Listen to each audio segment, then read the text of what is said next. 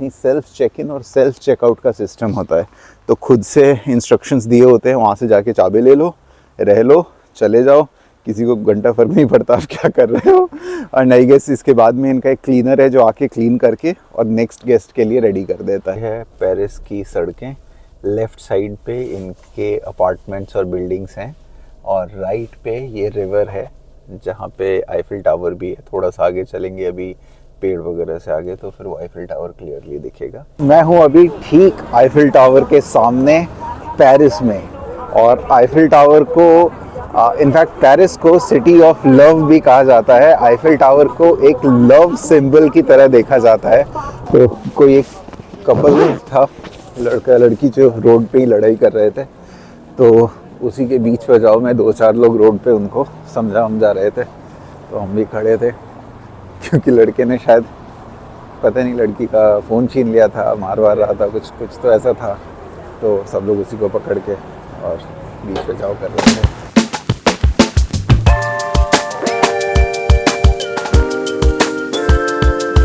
Good morning everybody, good morning from La Baule city in France.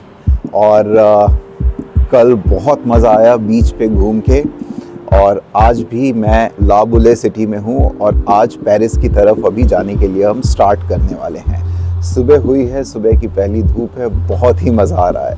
So welcome to our channel the travelling CEO। और अपने इस channel पे मैं दिल्ली से London hearing awareness के लिए ट्रैवल कर रहा हूँ और अपने ये व्लॉग्स आप लोगों के साथ में शेयर कर रहा हूँ। अपनी ये जर्नी, हम लोग लगभग मिड ऑफ आवर जर्नी में हैं, जिसमें कि मैं अभी फ्रांस में पेरिस शहर को आज एक्सप्लोर करने वाला हूँ। तो मैं रुका हुआ था पेरिस से करीब 200 किलोमीटर दूर, एक बीच सिटी है ला बुले, वहाँ पे। और यहाँ से अभी हम स्टार्ट करेंगे पेरिस के लिए। तकरीबन 2 घंटे के आसपास का रास्ता होने वाला है। और पेरिस में जो मैंने होटल बुक किया है वो बिल्कुल ही आईफिल टावर के पास में है। शायद अगर मेरा विंडो आईफिल टावर वाली साइड हुआ तो आईफिल टावर के व्यू पे ये होटल है। और बहुत ही मज़ा आने वाला है आज भी पूरे दिन में, तो ऐसे ही बने रहिए। सुबह की शुरुआत हुई है घर के खाने से, क्योंकि यहाँ पे हमने बुक किया था Airbnb का अपार्टमेंट, और ये घर का खाना रेडी है। तो इसमें हमने बनाया है टमाटर वाले चावल, और राइस के साथ में हम खा रहे हैं कड़ी। तो ये है राइस विथ सम टमाटर, और टमाटर के साथ में ये है हमारी कड़ी जो कि बनी है हमारे लिए। तो चावल और कड़ी खा के स्टार्ट करेंगे आज की जर्नी और आज का दिन का शुरुआत करेंगे। ये मेरी बालकनी है और ये बालकनी से बाहर का व्यू है। यहाँ पे नीचे मेरी कार पार्क्ड है, अपनी फॉर्च्यूनर, और ये इस सिटी का व्यू है। यहाँ पे ये शायद कोई हॉल वगैरह है इनका, एस्केप गेम के नाम से। तो ये है ला बुले शहर, जो लिखा है दी ला बुले। तो ला बुले इनके शहर का नाम है, जो कि एक बीच सिटी है और बहुत ही प्यारी सिटी है। छोटी सी सिटी है और सिर्फ लोकल लोग यहाँ पे मिले हैं। बहुत कम जगह अब ऐसी मिलती है वर्ल्ड में जहाँ पे इंडियंस नहीं मिलते हैं या बहुत कम मिलते हैं। तो जैसे इस शहर में हम 2 दिन से ट्रैवल कर रहे हैं, लेकिन एक भी कोई दूसरा इंडियन नहीं मिला है। तो ज़्यादातर जो लोकलाइट फ्रांस के लोग हैं वो आते हैं, या कुछ आसपास के लोग आते हैं। जैसे यूक्रेन से कुछ लोग मूव हुए हैं, तो कल मुझे यूक्रेन के कुछ लोग मिले, उनसे भी बातचीत हुई और बड़ा बुरा लगा सुन के कि कैसे उनकी फैमिलीज़ पूरी डेवास्टेटेड है इस टाइम पे। सब लोग, ज़्यादातर लोग कंट्री छोड़ के बाहर हैं, कुछ लोग अभी भी वहाँ पे सरवाइव करने की कोशिश कर रहे हैं। फिर भी एक रिस्क रहता है, कई बार उनके घर के आसपास में बॉम्बिंग हो जाती है, कुछ लोगों की डेथ भी हो गई है। तो बड़ा ख़राब लगा सुन के कल उन लोगों से मिल के। लेकिन I just hope and wish कि ये वॉर वगैरह की सिचुएशन जल्दी ही ठीक हो जाए। बट फ़िलहाल इस सुंदर नज़ारे का मज़ा लेते हैं।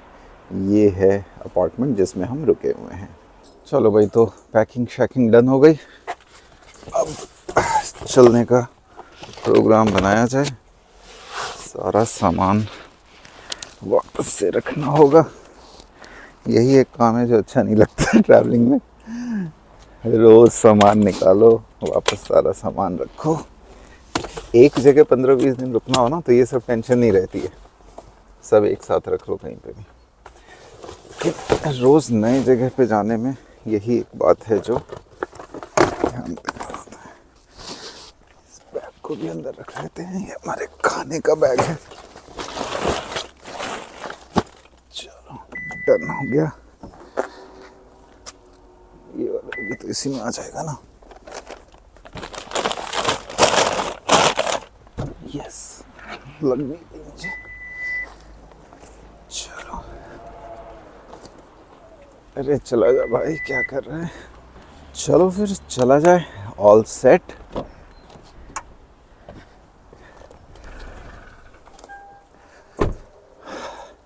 अब फाइनली इस रहस्यमय चाबी को रखने का समय आ गया है। सोचो रात को 2 बजे हमने कैसे कैसे सब खोला था ढूंढ ढूंढ के। अब ये सिस्टम यहाँ का अच्छा है, इसको ये लॉक कैसे करते हैं इसमें।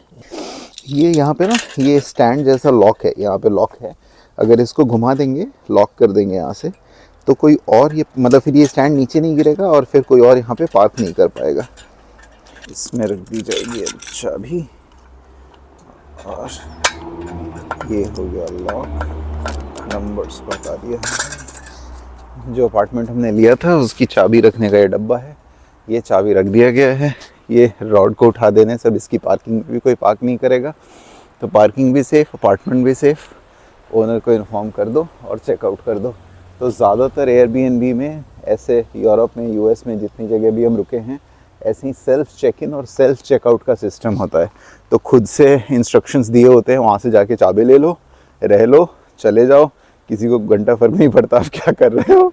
और आई गेस इसके बाद में इनका एक क्लीनर है जो आके क्लीन करके और नेक्स्ट गेस्ट के लिए रेडी कर देता है। तो मतलब चेकआउट के बाद यहाँ पे क्लीनर के आने का सिस्टम है। तो we are ready for France, let's go to Paris. और ये मेरी गाड़ी कुछ 73,000 चल चुकी है, 72966। एडब्लू लेवल थोड़ा कम बता रहा है, एक दरवाज़ा भी खुला हुआ है, डीजल भी कम बता रहा है, 95 किलोमीटर ही चल सकते हैं। 43 किलोमीटर पर आवर की मेरी एवरेज स्पीड है सो फार, जब से ये रीसेट हुआ था। और आई गेस ये जब से मैंने गाड़ी खरीदी है तब से इसका मीटर रीसेट नहीं हुआ है। तो इसका मतलब जो मेरी एवरेज स्पीड अभी तक इंडिया में 25-26 किलोमीटर्स की आती थी, वो लाइफ टाइम एवरेज जो है इसका, वो अभी 43 किलोमीटर पर आवर की स्पीड का आ रहा है, विच इज़ गुड। ये है 73 kilometre per hour. Okay, service कराने के बाद 3,500 और चल चुकी है बार्सिलोना से मेरी कार। यूरोप में हम 6,500 किलोमीटर ड्राइव कर चुके हैं। जो मेरी कार का माइलेज है वो अभी 9.7 किलोमीटर पर लीटर का आ रहा है। नॉर्मली इंडिया में मैक्सिमम जो बेस्ट मैंने देखा था वो 9.5 का देखा था, उससे बेटर माइलेज कभी नहीं हुआ था। बट यहाँ लगातार हाईवेज़ पे चलने की वजह से और डीजल की क्वालिटी भी यहाँ का बेटर होने की वजह से 9.7 किलोमीटर का माइलेज आ रहा है कार में। सो ये है एयरबस की फैक्ट्री, जो एयरबस जो प्लेन्स बनाते हैं ना हम लोग, बोइंग और एयरबस 2 कंपनीज हैं। ये कुछ प्लेन्स वगैरह का कुछ पार्ट बना के रखा हुआ है यहाँ पे, और ये पूरी फैक्ट्री है इनकी जहाँ पे प्लेन्स बनते हैं। और इसके साथ में ही उधर वाली साइड पे एक मतलब बैक वाटर टाइप का है, सी का ना कुछ पार्ट इधर बैक वाटर टाइप से आता है। तो मुझे ऐसा लगता है कि इन्होंने अपनी फैक्ट्री यहाँ बनाई है ताकि इनको ट्रांसपोर्टेशन वगैरह में ईजी हो, यहाँ से डायरेक्ट शिप से ये एक्सपोर्ट कर सकें। सो ये फ्रांस की कंपनी है और बहुत सारी एयरलाइंस हमारे यहाँ पे एयरबस की फ़्लाइट्स यूज़ करती हैं। जैसे हम लोग वो इंडिगो वगैरह से जाते हैं ना, तो एयरबस की ही प्लेन्स होती हैं। तो ये लोग प्लेन बनाते हैं और वो लोग प्लेन के ऑपरेटर हैं, वो जो कंपनीज होती हैं। तो फ्रांस में यहाँ पे इस फैक्ट्री में वो प्लेन बनता है। बड़ा अच्छा लगा देख के, बहुत सुना था एयरबस के बारे में। तो दिस इज़ द प्लेस जहाँ पे एयरबस बनता है। और ये फ्रांस की एक छोटी सी सिटी है, मतलब मुझे तो लगा कि कोई मतलब बहुत बड़ी सिटी में, तोप सिटी में बनता होगा, बट एक छोटी सी सिटी है, पेरिस से करीब 500 किलोमीटर दूर, यहाँ पे ये बनता है। ये बड़ी सी फैक्ट्री है, ये मैं ड्राइव करता जा रहा हूँ इसके साथ में, और ये पूरी फैक्ट्री है एयरबस की। ये सारा ही एयरबस है। ये छोटे छोटे प्लेन्स लगे हुए दिख रहे होंगे आप लोगों को, ये यहाँ पे ये सब एयरबस है। ये है एयरबस का रिसेप्शन वगैरह, रिसेप्शन और डिलीवरीज वाला एरिया है। क्या कहते हो, एक प्लेन की डिलीवरी ले लें यहाँ से इसी से आ जाते हैं प्राइवेट जेट करके यहाँ से, वो भी डायरेक्ट ब्रांड न्यू प्लेन खरीद के। एयरबस का ऑफिस है, ये एयरबस का बोर्ड लगा है। वाह, इज़न्ट इट नाइस, एकदम ज़बरदस्त, मज़ा आ गया एयरबस का ऑफिस देख के। और ये पूरा ऑफिस का चारों तरफ से हमने आप लोगों को दिखाया एयरबस को गाड़ी से घूम। पिछले 70 किलोमीटर से हम लोग डीजल ढूंढ रहे हैं, जब 100 किलोमीटर की रेंज बची थी, और अभी 28 किलोमीटर की रेंज बची है। मतलब ये कार सिर्फ 28 किलोमीटर और चल सकती है, इतना ही डीजल बचा है। और 70 किलोमीटर से तो कोई स्टेशन नहीं मिला है अभी भी, कोई भी मैप पे आगे डीजल स्टेशन नहीं दिख रहा है अगले 30-40 किलोमीटर में। तो पता नहीं क्या होने वाला है, लेकिन गुड थिंग इज़ कि एक कोई सिटी है जो 15-20 किलोमीटर बाद है, तो शायद हाईवे पे नहीं होगा, बट हम उस सिटी में एंटर करके और हम वहाँ पे देखते हैं। तो सिटी के अंदर आई एम श्योर कोई ना कोई डीजल स्टेशन मिलना चाहिए।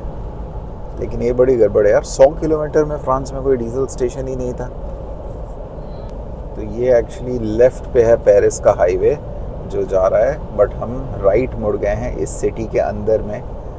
नैंटिस नाम की एक सिटी है और इसके अंदर ढूंढते हैं। आई एम श्योर इसके अंदर कोई ना कोई डीजल स्टेशन मिलना चाहिए, बट इसकी वजह से हमारा रास्ता 30-40 किलोमीटर बढ़ जाएगा और टाइम भी आधा घंटा बढ़ जाएगा सिर्फ एक डीजल के चक्कर में। तो ये होती है गड़बड़। फाइनली शहर से करीब 15 किलोमीटर अंदर आके हमें ये डीजल स्टेशन मिला है। हमारी गाड़ी में सिर्फ 18 किलोमीटर का रेंज बचा था। अगर शहर के अंदर नहीं आते तो हाईवे पे हमें अगले 25-30 किलोमीटर तक तो कोई भी डीजल स्टेशन नहीं मिल रहा था। तो फाइनली पहुंच गए हैं, भले ही आधा घंटा लेट होगा, लेकिन कम से कम डीज़ल वगैरह तो मिल जाएगा। तो चलिए जी, आइए फ्रांस में डीज़ल डाला जाए।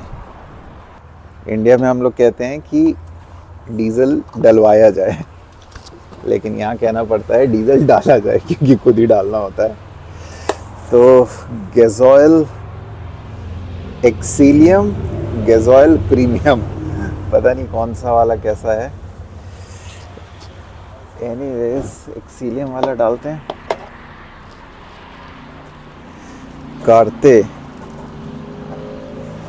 पहले कार्ड डालना होगा, एक बार इसको पहले दबा के चेक कर लेते हैं। हाँ, डीजल नहीं आ रहा है, तो पहले लगाया जाए इसमें कार्ड। तो यहाँ का रेट तो थोड़ा कम दिख रहा है, 1.867 यूरो। वो वहाँ लिखा है एक्सीलियम इज़ 1.947, ये वाला 1.94 का डीज़ल है, और वहाँ पे लिखा है बोर्ड पे रेट। तो नॉर्मल गैसोल जो है ये वाला, ये 1.867 है।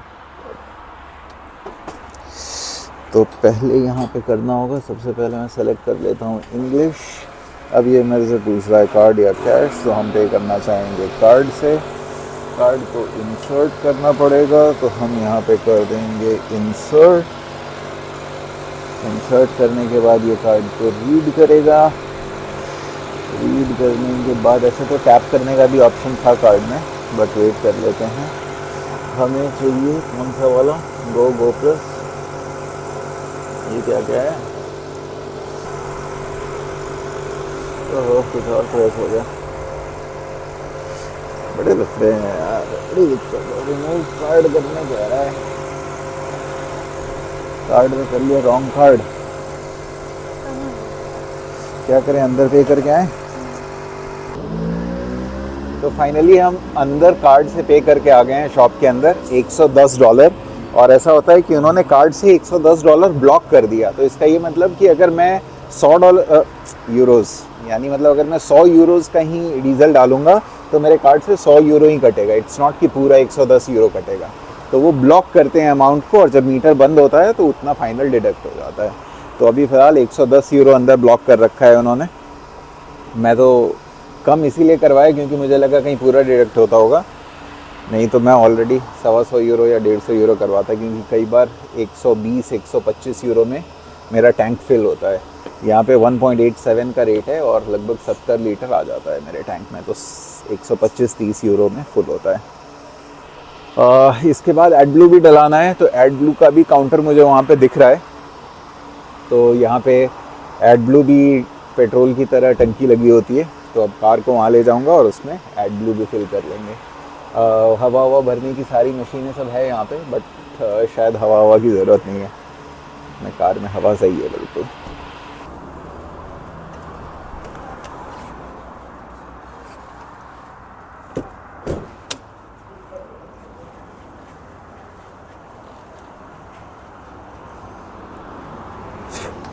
यहाँ पे एडब्लू भी डीजल की पेट्रोल की तरह डालते हैं, तो ये एडब्लू वाला पाइप मैंने निकाल के अपने एडब्लू के उसमें नोज़ल में डाल दिया है, और ये करीब 8 लीटर हम फिल कर रहे हैं।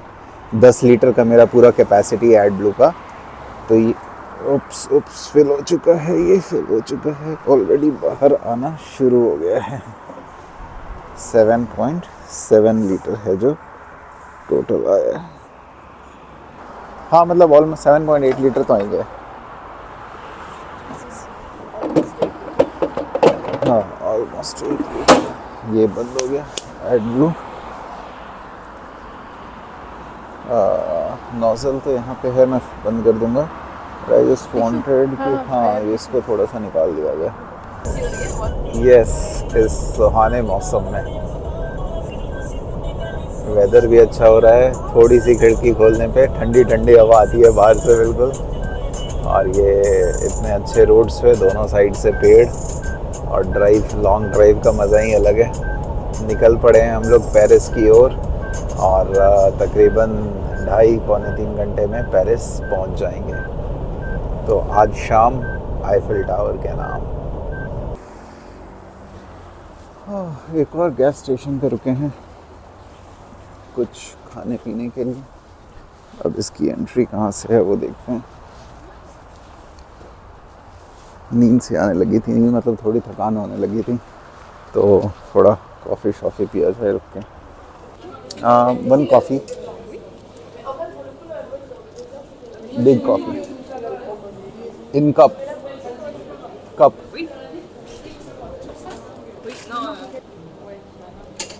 Cappuccino cappuccino big.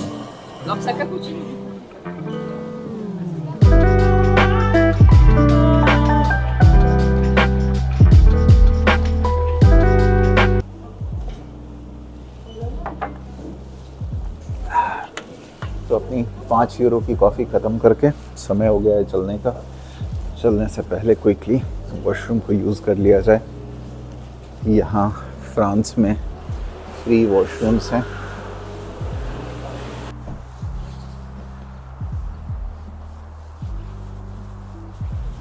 ये अंदर पेड़ों के बीच में ये ऐसा पार्क सा बना है, उसमें भी टेबल लगे हुए हैं लोगों के बैठने के लिए और उसके लिए। ये ऐसे जंगल सा है बिल्कुल। ये देखिए ऊपर में, मतलब बिल्कुल भी सनलाइट नहीं आ सकती है यहाँ पे, और ये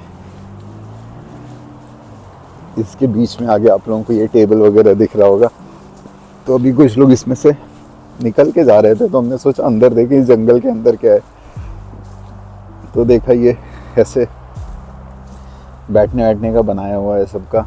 तो कई बार यहाँ बहुत सारे लोग ना अपना खाना वाना लेके ट्रैवल करते हैं, तो अपना पैक्ड फूड ले लिया, लंच कुछ, और ये सब बैठ के लोग यहाँ पे खाते हैं। ये देखिए बाहर की तरफ कुछ कार्स वार्स लगी हुई हैं, तो यहाँ से लोग उठ के और इसमें आ जाते हैं और यहाँ पे खाते पीते हैं। ये पीछे इधर ट्रक्स कितनी सारी लगी हुई हैं, तो ये सब ट्रक वाले बस वाले भी यहाँ पे आते हैं और खाते पीते हैं। इनफैक्ट ये रेस्ट एरिया टाइप का है, तो बहुत सारे ट्रक वाले लोग, बस वाले लोग, ये लोग आते हैं यहाँ पे। और ये हम पेरिस एंटर कर रहे हैं और मुझे दिख चुका है first look of Eiffel tower. और ये मेरे नीचे से अभी वो जो रिवर है पेरिस की मेन रिवर जो आईफिल टावर के सामने भी है, उस रिवर वाले ब्रिज पे मैं आ गया हूँ और मैं उसको क्रॉस करने वाला हूँ। और ये है वो रिवर और सामने ही आईफिल टावर होना चाहिए, मतलब हालांकि यहाँ से बहुत दूर है आईफिल टावर।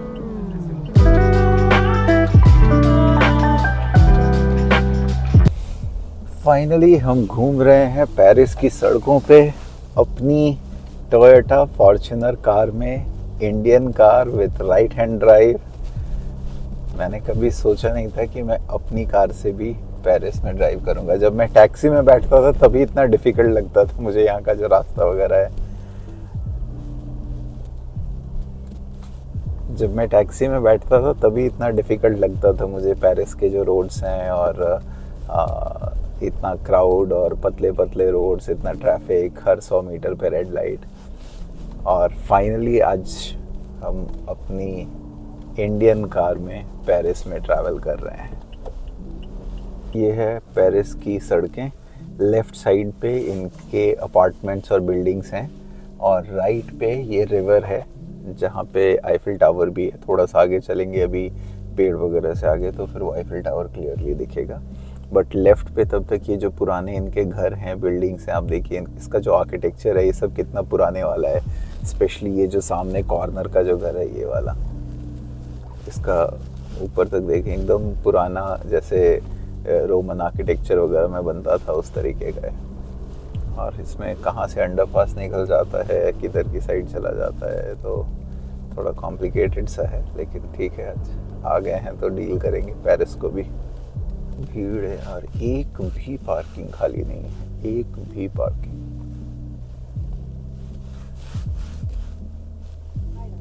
BMW का शोरूम है यहाँ पे, और साथ में मिनी कूपर जो आती है उसका भी शोरूम है।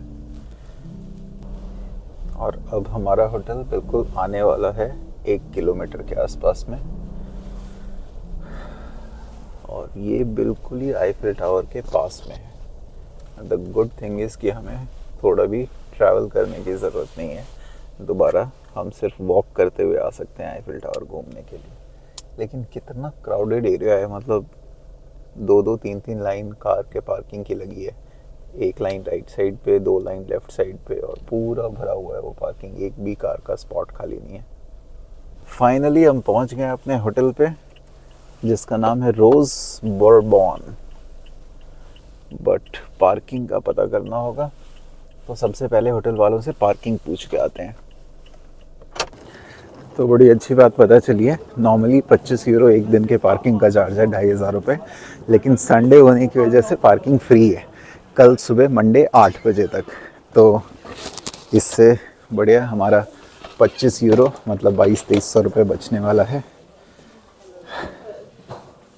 और हम पहुंच गए हैं अपने होटल के रिसेप्शन पे, और कल सुबह 8 बजे के बाद सिर्फ हमें शायद 11-12 बजे तक रुकना हो, तो 2-3 घंटे का पार्किंग पे करना होगा, जो ज़्यादा नहीं 4-5 यूरो के आसपास आना चाहिए।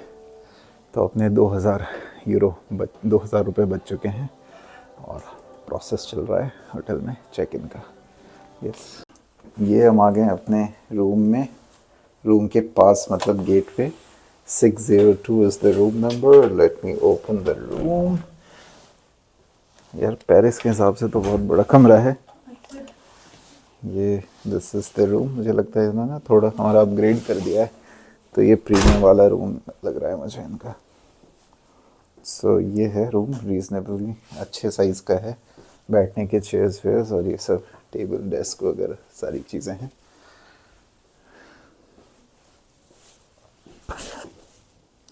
ये एक और चेयर, ये पुराने स्टाइल वाला फ़ोन रखा है इसमें, और ये वर्किंग है अभी भी, रिसेप्शन वगैरह डायल करने के लिए यही फ़ोन है। ये है अलमीरा, और इधर आई गेस वॉशरूम वगैरह होना चाहिए। यस, सो ये बाथिंग एरिया है जो कि अलग से है, और जो टॉयलेट है वो दूसरे गेट में है, जैसा हमारे यहाँ पहले होता था घरों में। तो ये है टॉयलेट, और इधर बाथिंग एरिया था। और ये ऐसा कुछ है, ये वो मिरर है, ग्लास देखने के लिए। ये मेन एंट्रेंस है डिज़ाइनर लाइट्स वगैरह के साथ में। तो ये था room tour. We are finally in Paris, we have checked in, the car is parked, सामान वगैरह आ गया है और अब हम सबसे पहले निकल के आईफिल टावर जाने वाले हैं। We don't want to waste time क्योंकि इवनिंग में आईफिल टावर बहुत ही सुंदर लगता है लाइट्स वगैरह के साथ में। So we are heading towards Eiffel tower, will have a dinner in some restaurant with an Eiffel Tower view or with the river view और एक अच्छा सा वॉक करके आते हैं। 1.5-2 किलोमीटर है यहाँ से, so it will be 15-20 minutes walk up to Eiffel Tower। तो जाते हैं, वॉक करके चलते हैं। तो निकल गए हम लोग पेरिस को एक्सप्लोर करने आईफिल टावर की तरफ। हमारे होटल से करीब 2 किलोमीटर दूर है और 30 मिनट्स का वॉक दिखा रहा है। फिर भी हमने सोचा वॉक ही करते हैं, एक तो ठंड हो रही है तो थोड़ी गर्मी भी आएगी शरीर में, और आईफिल टावर के 1 किलोमीटर पहले से ही कुछ कुछ अच्छे व्यूज़ जो हैं वो शुरू हो जाते हैं। रिवर है और फिर दूर से भी एक वो पेवमेंट बना हुआ है जहाँ से ज़्यादातर लोग रुक के आईफिल टावर को देखते हैं, फ़ोटो खिंचाते हैं, तो वो पूरा आईफिल टावर का व्यू आता है। तो इसलिए हमने सोचा वॉक ही करते हैं। और ये मेरे बैकग्राउंड में पूरा आप लोगों को पेरिस सिटी का व्यू दिख रहा है। ये इतनी पुरानी बिल्डिंग है, तब भी 6-8 फ्लोर की बिल्डिंग है और शायद ये जो पुरानी बिल्डिंग्स हैं इनमें लिफ्ट भी नहीं होती है। तो ज़्यादातर जो पुरानी बिल्डिंग्स हैं वो पेरिस के सेंटर में पुरानी बनी हुई हैं, इसकी वजह से लिफ्ट वगैरह नहीं बना है शायद। बट एनीवेज हम चलते हैं। ये व्यू है सिटी का।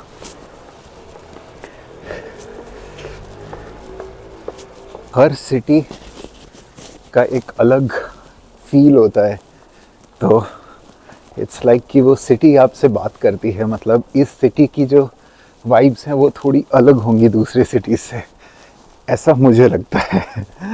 तो इसलिए मैं हर सिटी को रह के वहाँ के लोगों से मिल के एंजॉय करता हूँ और एक्सपीरियंस करना चाहता हूँ। सो this is what Paris is. और ठंड बहुत हो रही है। आई गेस बाहर का जो टेम्परेचर है वो कुछ 12 या 14 डिग्री है। मतलब जब मैं कार में था 1 घंटे पहले तो 14 डिग्रीज दिखा रहा था। अभी और शाम हुई है तो शायद 11-12 डिग्री के आसपास होगा, इसलिए ठंड लग रही है। कान वान सन्नाटेदार, सन्नास आ रहा है बिल्कुल कान। तो जॉगिंग शॉगिंग कर रहे हैं लोग यहीं पे। ये रेजिडेंशियल टाइप का एरिया है ना, यहाँ लोग रहते भी हैं काफ़ी सारे। ये जैसे ये बिल्डिंग है, ये डिज़ाइन है यहाँ की बिल्डिंग का। ये बिल्डिंग है इधर का, बीच में दोनों तरफ पार्किंग है और वन वे एक तरफ से कार चलती है।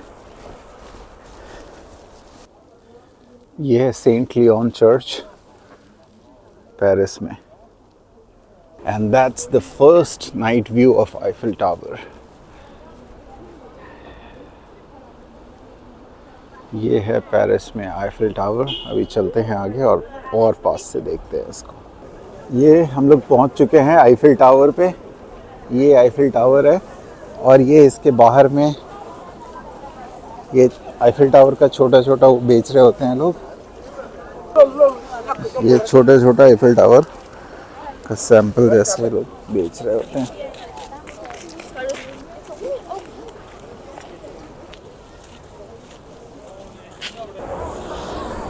तो मैं हूँ अभी ठीक आईफिल टावर के सामने पेरिस में। और आईफिल टावर को इनफैक्ट पेरिस को सिटी ऑफ लव भी कहा जाता है। आईफिल टावर को एक लव सिंबल की तरह देखा जाता है।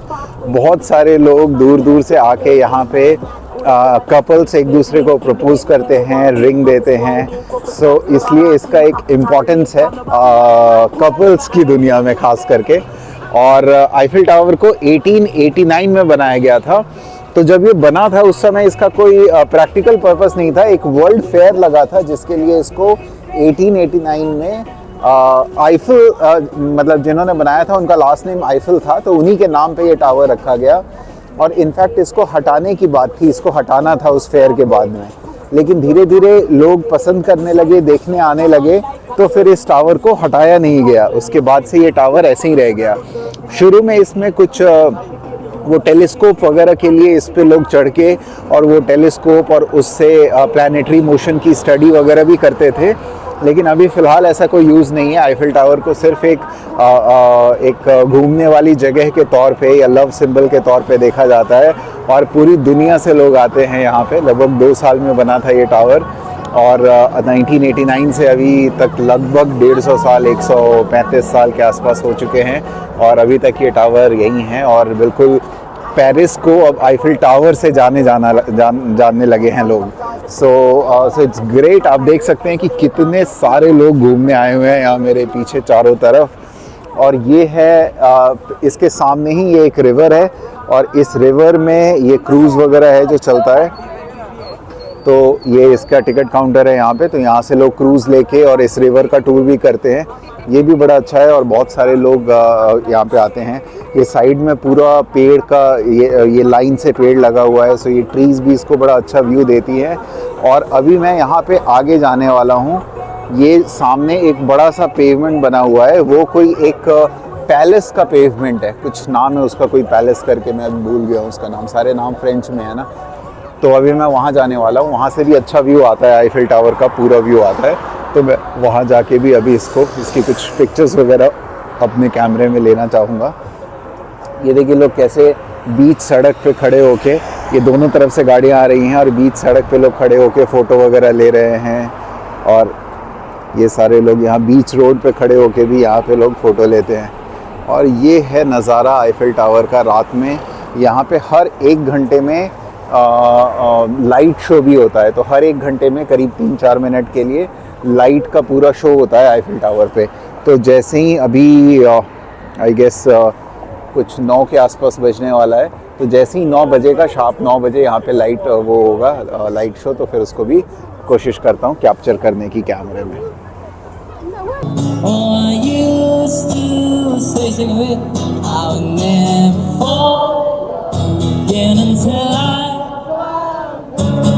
I said I would never fall unless it's you I'm falling to. I'm lost within the darkness, but then I found you, I found you.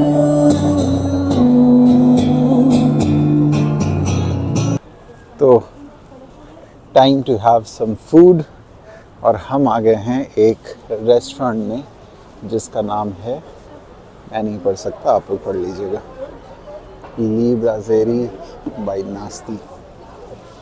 और यहाँ पे एक फ्रांस में एक स्पेशल टाइप का पिज़्ज़ा मिलता है जिसको कहते हैं नातिलिया।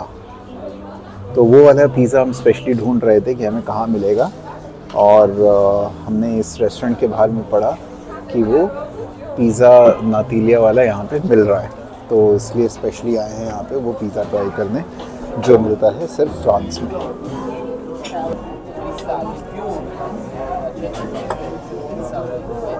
आ गया है हमारा पिज़्ज़ा, और ये पिज़्ज़ा हम खा रहे हैं इस व्यू पे बैठ के।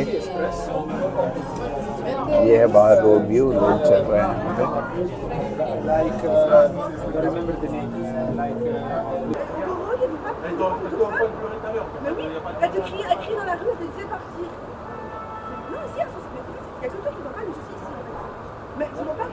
तो कोई एक कपल था, लड़का लड़की, जो रोड पे ही लड़ाई कर रहे थे, तो उसी के बीच पे जाओ मैं 2-4 लोग रोड पे उनको समझा रहे थे, तो हम भी खड़े थे, क्योंकि लड़के ने शायद पता नहीं लड़की का फ़ोन छीन लिया था, मार रहा था, कुछ तो ऐसा था, तो सब लोग उसी को पकड़ के और बीच पे जाओ कर रहे थे। चलो फाइनली काफ़ी लोग थे तो फिर हम निकल आए। सो मैं हूँ पेरिस में, और यहाँ पे बड़े अच्छे पेस्ट्रीज़ और बिस्किट्स वगैरह मिलते हैं।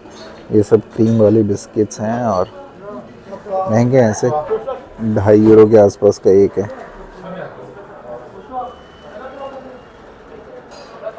हम आ गए हैं 1927 के एक रेस्टोरेंट में, Carette Paris. So this is the restaurant 1927। लगभग 100 साल पुराना आईफिल टावर के ठीक सामने, and to enjoy my coffee with a whipped cream.